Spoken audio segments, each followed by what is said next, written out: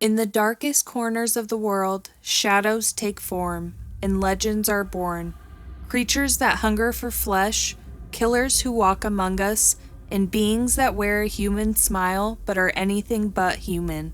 Tonight, we journey into the heart of fear, where ancient evil prowls the wilderness, where real-life horror hides in abandoned ruins, and where nightmares follow you home. 3 legends, 3 faces of terror, 1 question. How much of it is just a story, and how much is disturbingly real? Turn off the lights, plug in your headphones, and prepare to meet the monsters that haunt our world. Tonight, we take you deep into the frozen wilderness of North America, where the trees are ancient, the cold bites like teeth, and something unspeakable lurks beyond the firelight. This is the terrifying legend of the Wendigo, a creature born from hunger, madness, and despair. For centuries, Native American tribes, particularly the Algonquin people, have passed down chilling stories of a malevolent spirit that haunts the forest during the dead of winter. This creature is cursed with an endless hunger, a hunger for human flesh. But the Wendigo is not just a monster. It's the embodiment of greed, of cannibalism, and of a soul that has lost its humanity. Picture this, a brutal winter. Snowfall blankets the land like a burial shroud. Food runs out, families starve. In the grip of desperation, a man commits the unthinkable. He feeds on another human being. In that moment, something ancient awakens. His soul is twisted. His body warps into something hideous. He becomes the Wendigo, a creature cursed to forever starve, no matter how much it consumes. The Wendigo is said to tower over 10 feet tall, its limbs long and unnatural, its eyes glowing like embers in the dark.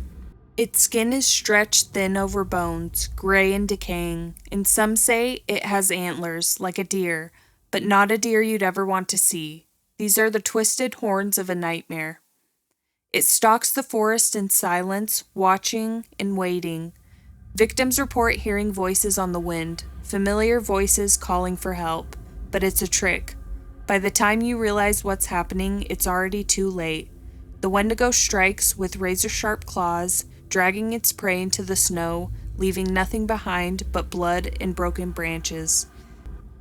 Some say the Wendigo is just legend. Others believe it's very real. Over the years, hikers have disappeared without a trace.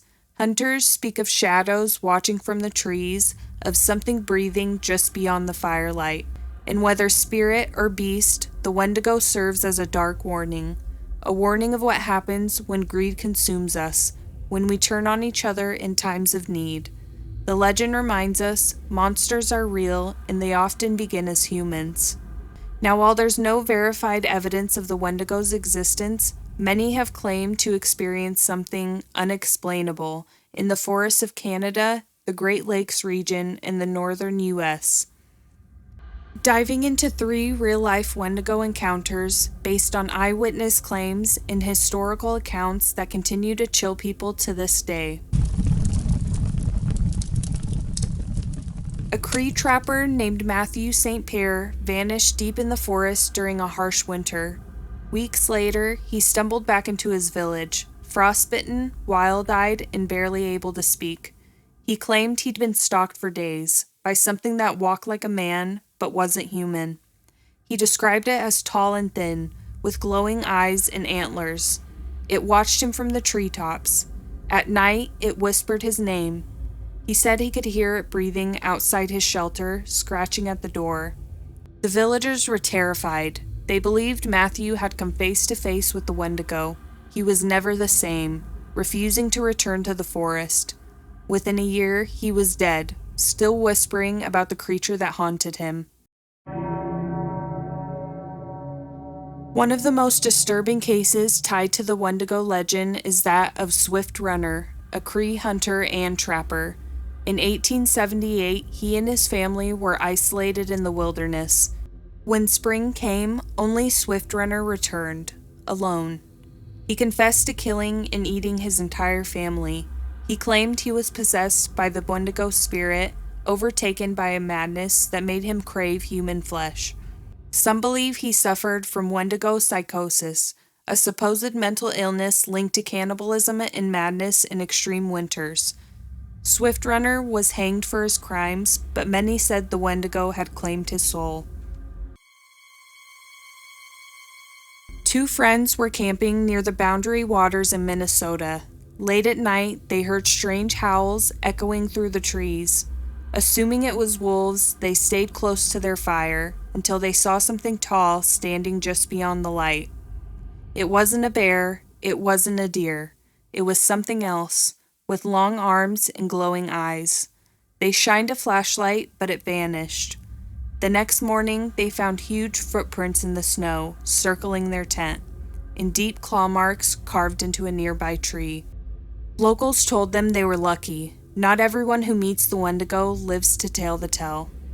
The legend of the Wendigo has survived for centuries, and stories like these keep it alive. Whether it's a spirit, a creature, or something darker, one thing is certain. In the frozen wilderness, you are never truly alone. Every town has its monster, a shadow that haunts its streets, a name whispered in fear. In Staten Island, New York, that name is Cropsey.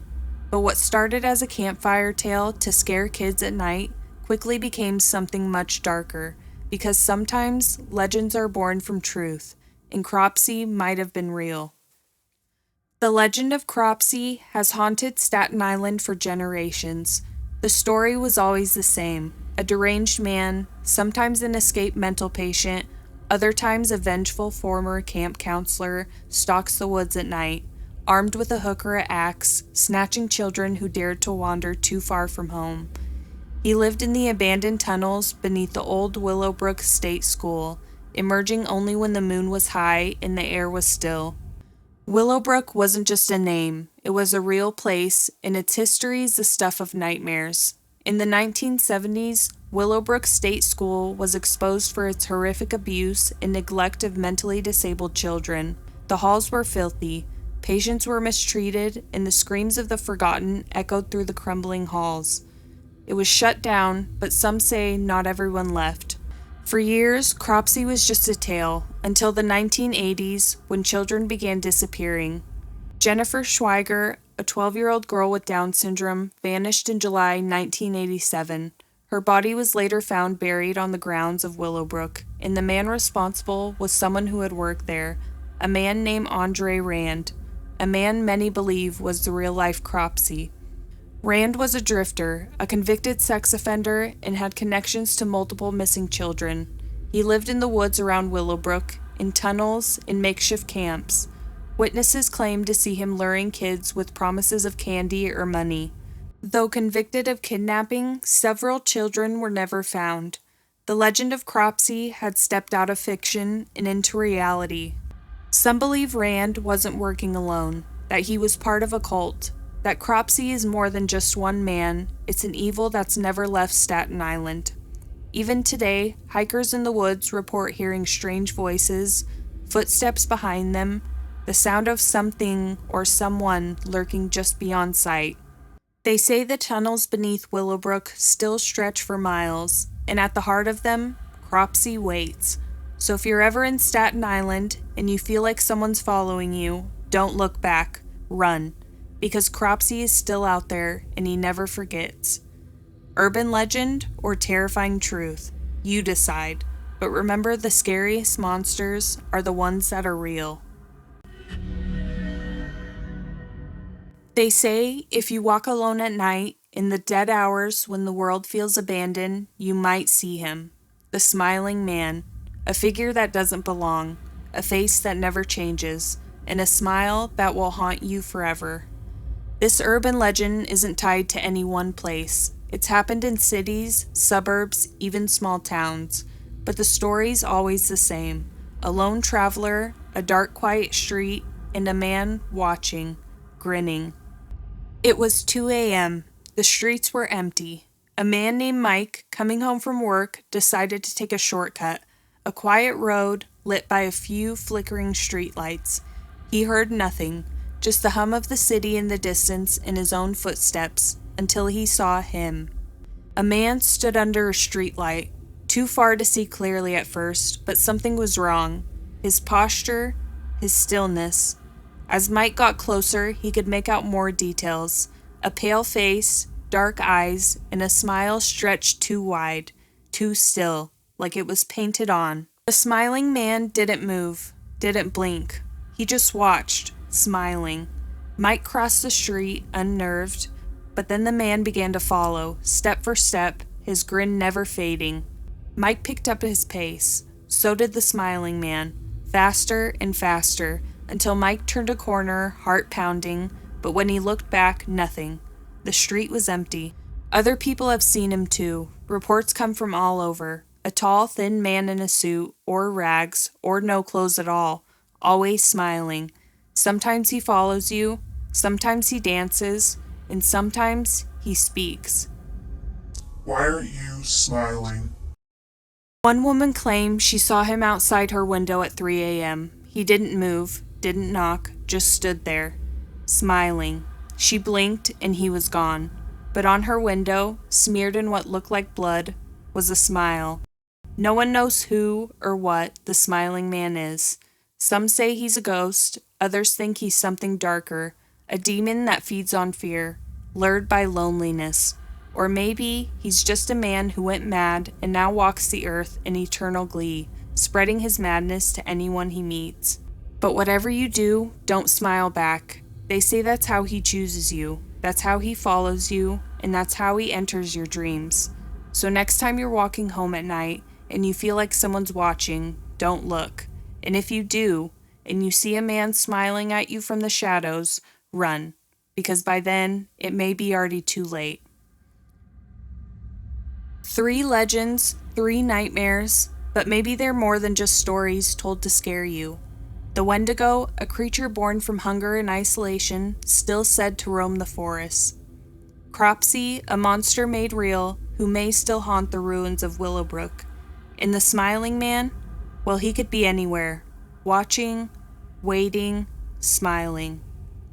Urban legends endure because fear never dies, so the next time you hear footsteps behind you or see something move in the shadows, don't dismiss it too quickly, because sometimes the scariest thing is knowing it's real.